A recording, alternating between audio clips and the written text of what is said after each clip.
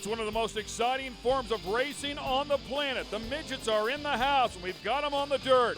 These guys will hang them out as they go for the win. It's all next.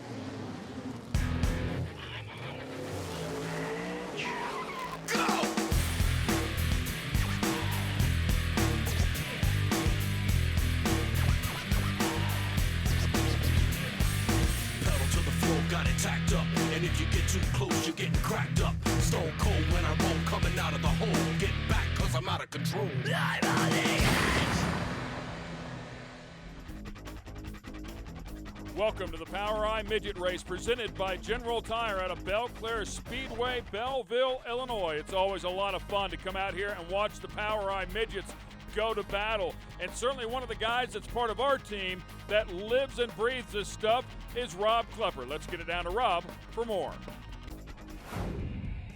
Midget car racing has been around since the 1930s, guys, when these cars were known as doodlebugs.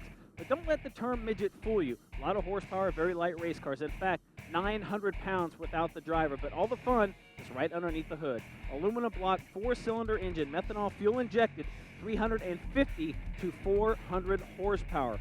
Coilover front suspension, torsion bar rear suspension, and one cool thing about the midgets is no transmission at all. You're either in gear or out of gear, so all that horsepower gets back to the rear end. You can take that plate off, change the gear ratio very quickly, hence that's why we use the push trucks. In and out boxes, as they are called. All right, here's how it works. Let's break it down, Brian. That's right, Ken. Altogether, we'll have 4 heat races. We'll take the top 4 of the cars that are qualified there. Then we'll have an LCQ event. Then we'll take the top 6. 22 cars will make the feature event. All right, heat race number 1. We'll bring you some highlights here, and right off the bat, you can see how racy this place is. It's a great racetrack, and these cars are a lot of fun to watch. On board with Tyler Thomas. And Tyler trying to make his way into that top 4. But up front is the 39 of Dylan Welsh, battling it out with Danny Stratton. And the 39, who's made his way from the micros up to the midget, Dylan Welsh. Looks like he will be the champ here in race number 1. Yeah, heat race number 1. He definitely showed he had a lot of speed here, so a good run for heat 1 winner. Dylan Welch over Danny Stratton, Garrett Etkin, and Tyler Thomas. All right, heat race 2. Here we go once again. Side by side as they dive into turn number 1. Oh, big wheels up shot right there. Did you see that? And that's what these things do whenever they get a bite. Andrew Felker, definitely a talented driver for sure as we go on board with him. Then the 07 in that yellow car right there, trying to hang on to it way up and over the cushion. That's Matt Ponder as he feels the pressure from Felker. Derek King out front, and he's out there all by himself, kind of leaving him behind, running that cushion with that 3-way battle going on behind him there for second. Yeah, he's not feeling any pressure at all. Good job for him. And Felker right down there on the bottom. A little bumpy down there in the bottom of that turn, but negotiated it nicely as Derek King brought home the win in heat race number 2.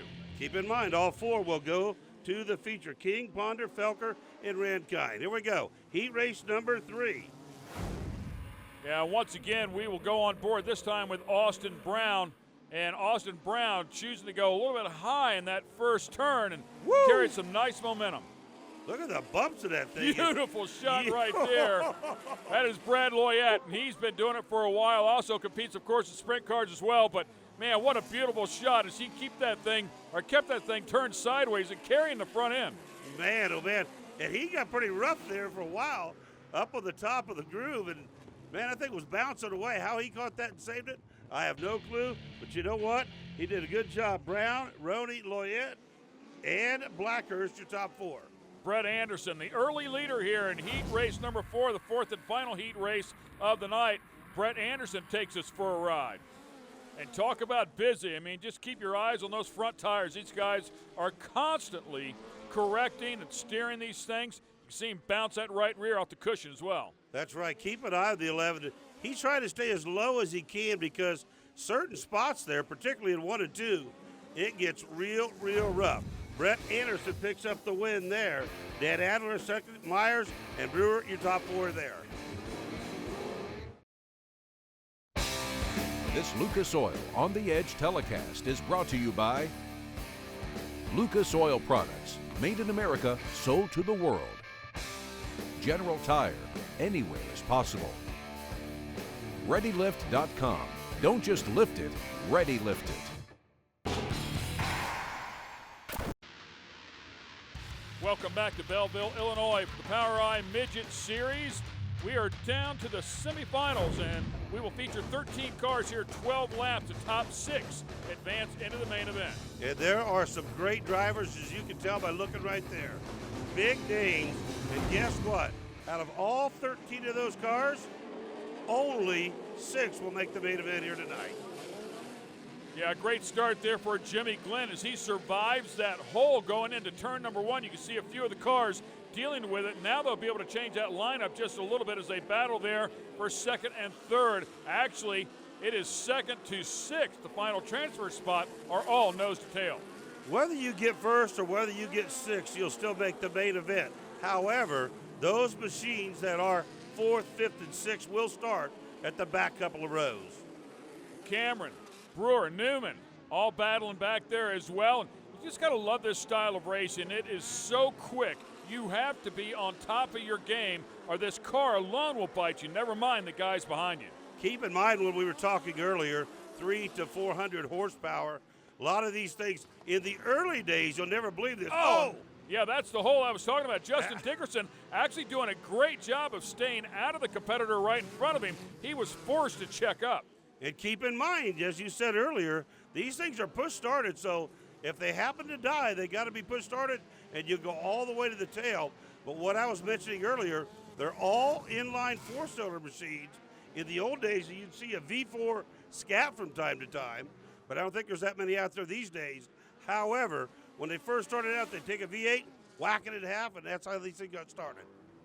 Cameron Nagan right there behind our leader trying to close that gap. You see that little puff of flame every now and again as they get out of the throttle, and a little bit of methanol left in the pipe as it ignites, but that's something the fans love to watch. These top 2 are really checking out and driving away from the rest of the field, and look at them carry that front end. Yeah, they pick up that left front wheel, and sometimes both of them, when they get that machine in the mood and when it's ready to rock and roll and get itself, in the air as they come out of the corner specifically, they'll mat that thing in the throttle, but they got to sashay their way through there. Boy, beautiful job right there, man. He's just digging hard, coming up off the bottom, and I thought Cameron was going to get around him in that last lap, was not able to do so. Look at him close the gap up right here. I mean, right on the back bumper. But now Glenn getting it figured out. He's keeping it stuck to the bottom, and a caution flag's going to come out.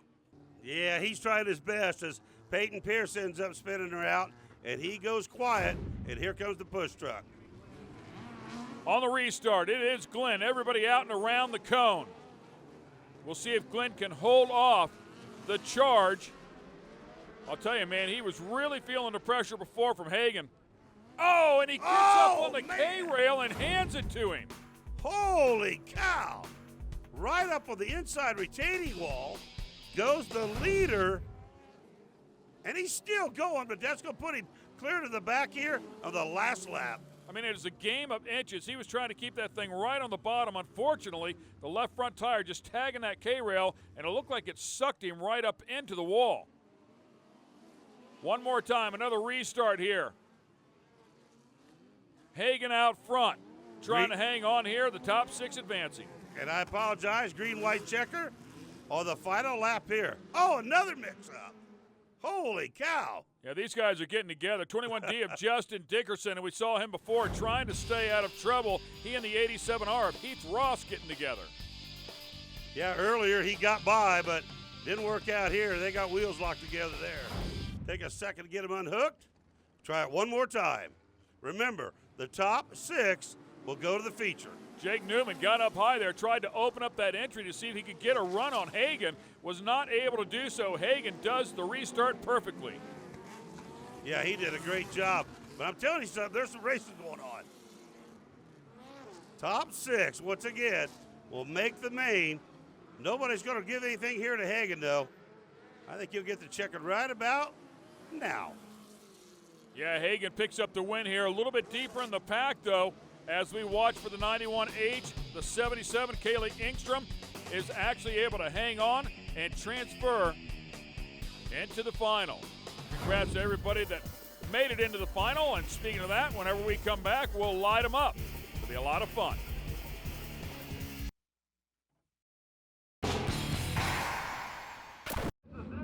on the number 11 of Brett Anderson. He has to win this event if he wants to win this championship. He's a two-time and defending winner here at Belle Claire Speedway. The 2008 POWERi champion said, you know what, we have a good car, Rob, but I have to win. He'll roll off inside row number 4 in the 7th spot, but also tonight will be the final event for his dad / owner / crew chief, Keith Anderson, as he will retire after tonight's race to spend more time with his family.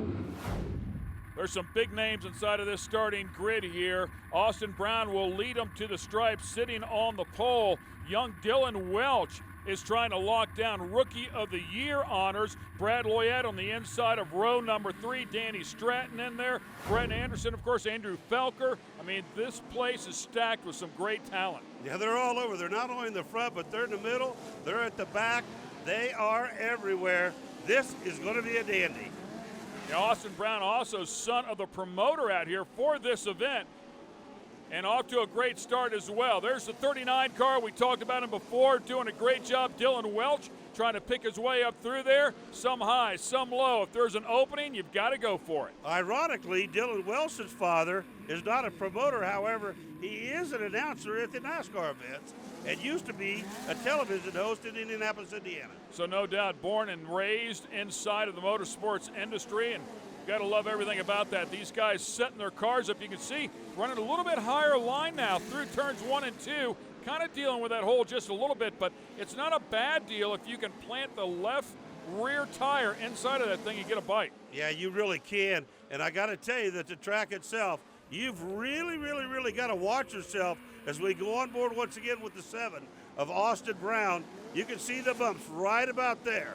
Let's check in with Rob.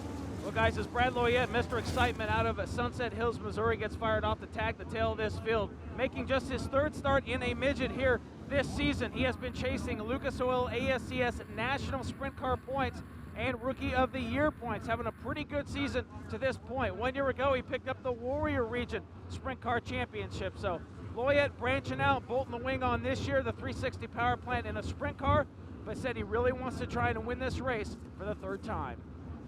We also had a great onboard shot courtesy of Ready Lift off-road suspensions there on Brett Anderson's car, and we've got a spinner as well.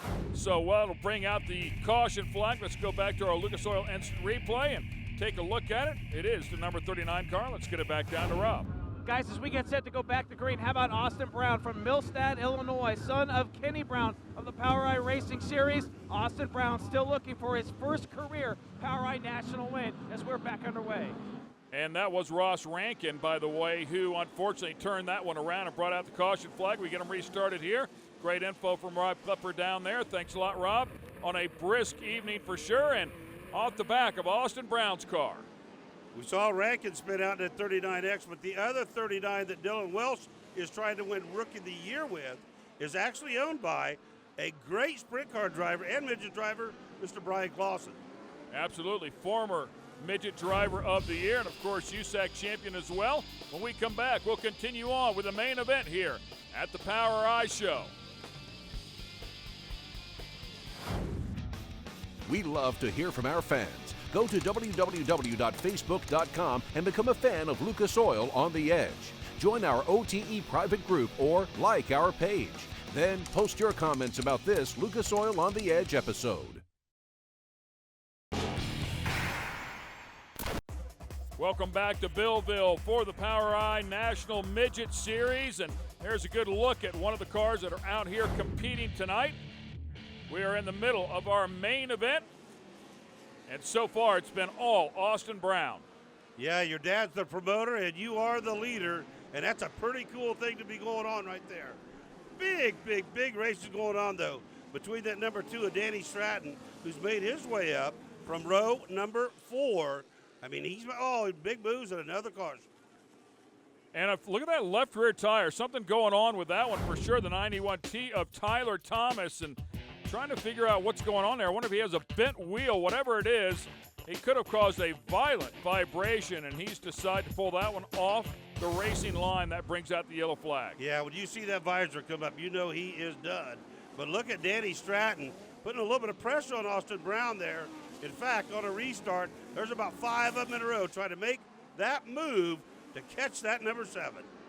Yeah, excellent stuff. Danny Stratton takes a look down on the inside. Grasso, oh yeah, and he hits that cushion and just launches the front end up. Again, going on board with Austin Brown, looking back at the rest of the field. The 25M up, Derek Myers also in the hunt right there. Brett Anderson, Adler up in there. Dylan Wells still up in the mix a little bit. I mean, they're all mixing it up here. And that's the beauty of this sport. The competition is always so close. And Rob Klepper touched on how old this style of racing is. I mean, it actually goes back even a little bit older, known as the Mighty Midgets as well. And these guys could show up with these little cars and put on a great show pretty much anywhere. And that was the lure. They literally brought the show to the fans back in the day. Again, the caution flag coming out. Another thing about these cars is way back when they started them out, there was a long time when they ran. Volkswagens were in these things for the longest time. Even the old original 62 Chevrolet four-cylinder in some of these things way back. Yeah, and the late Chris Economaki, who loved this sport dearly and reported it to all of us for years and years and years, said that once a standardized chassis came in and the Offenhausers, it was the beginning of the end because it took away a lot of the creativity. So many of these cars are literally built inside of a garage at somebody's house, and then they would bring them out and race them. It was a lot of fun to watch. Yeah, you can bring that back to the days of the Kenyon brothers, Ken, as you well know. The Kenyon brothers. Oh, another caution flag. Only this time it's going to be out for Ross Rankin and Matt Ponder. Again, Austin Brown on the restart here survives. There's a good restart, but the number 2 of Danny Stratton, and Danny Stratton takes a look down on the bottom. Can he pull it off? Yes, he does. We'll see if Brown can come right back after him. Oh, one car goes high, the other goes low, and now the 2 will try to protect his position. Danny Stratton, keep your eye out for the 11 of Brad Anderson, though. Boy, elbows up here tonight. There are a couple big holes here, and you've got to really negotiate them properly if you want to keep that thing underneath you. 2 handfuls of steering wheel tonight. Oh! Slides it right up beside him, and then Stratton misses. Yep, way above the cushion, and tries to come back on the bottom again. Does it again, just backs it in there and hopes for the best as these guys go tire to tire. What a race, man. This is what draws the fans out. This is midget racing at its best right here. So much fun. Now, 3 of them nose to tail going at it. You can throw a blanket over the top 3. That's Danny Adler right there in the 3rd spot. And this is awesome stuff right here. Another caution flag comes out. And even those guys got to be thinking, whoo! Thanks for the caution, man.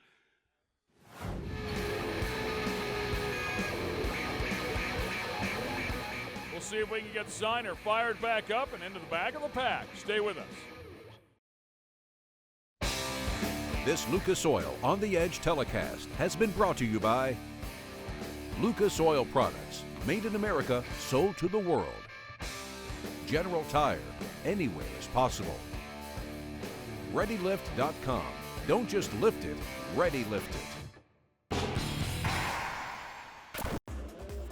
And welcome back to Belleville, Illinois for the POWERi National Midget Series. We've had a great race out here, and as of late, Austin Brown and Danny Stratton really putting on a show. Yeah, it's been a dandy so far. Austin Brown has led the most laps, but at the end of the day, Danny Stratton's gone up and down, in the middle, to the top and bottom to keep that lead, man. It's awesome. Yeah, Signer brought out the caution flag, so they line them up once again for another restart. And here we go again. Danny Stratton, the number 2, is out front, followed by Austin Brown. Brown has a smoother looking line and a smoother looking car as we spin one more out, and that's going to be the number 25 of Jake Blackhurst. Yeah, and you can see here he stays on the gas and tries to keep it going because you might be able to save a position or two, but if you end up stopping, to the back of the pack you go. That's exactly where it as goes. we heard Rob Klepper say before, you can't just push the clutch in on these things. Yeah, you wish you could, but you can't. That's just the way it works out, man. They're direct drive. Side by side, back there for 3rd place. What a battle here. Just about 10 laps left to go, a little bit less than 10, and they are scrapping for position. And now here comes the 11 of Brett Anderson. I figured he was going to be sticking his nose in any time as these 2 battle it out. And here we go again. And that's exactly what he wants to see, that it could open up the door for him to win this thing and steal the championship. Oh! And they actually touch right there. Austin Brown taking the spot. Danny Stratton right back at him. Then he goes too high once again. as does the 2, and here comes that 11. Wow, that is racing right there. It is so slick down there on the bottom, and look at Austin Brown try to pinch him down there. Stratton says, nope, not going to do it, man. I'll push you up, and all the while, the 11 car is just waiting for everything to happen. And he saw it, and he went from 3rd to 2nd. Brett Anderson now runs that number 2 spot, and the car that was kicking booty, Danny Stratton, moves to number 3. So Stratton, unfortunately, gets up there and some of that loose stuff and loses a lot of ground. Austin Brown able to stay on the hammer and really puts a big gap between them. A little bit of smoke as well out of Stratton's car. Here comes the 50 also peeking in there. That's Danny Adler again. Derek King as well. Dylan Welsh is the top 6 as well right now.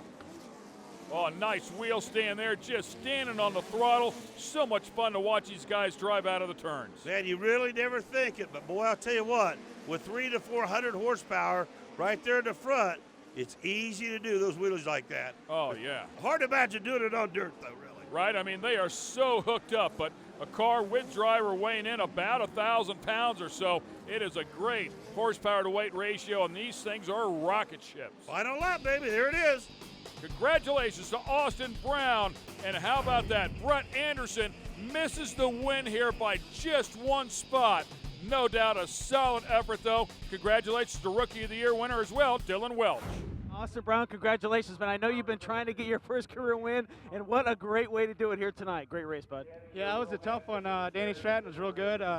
We had a great battle going on. I kind of had to step it up when he showed me his nose, and we came out on top. I really got to thank the crew, Charlie Lake, Chris D, Corey. We kind of had some motor problems in the beginning of the night, but we got that fixed out, and they gave me a great car all night. So. Were you concerned at all? I mean, on the restart, you guys would kind of pull away, and then he'd slowly reel back in, and then you had all the holes down in turn 1 bouncing around, man. Any concern at all here in the closing lap? Yeah, the way the track was, it was real choppy, and I couldn't really get a consistent, smooth line, but I just had to kind of dodge the holes, and came out good. We hit the right spot at the right time, so this is awesome.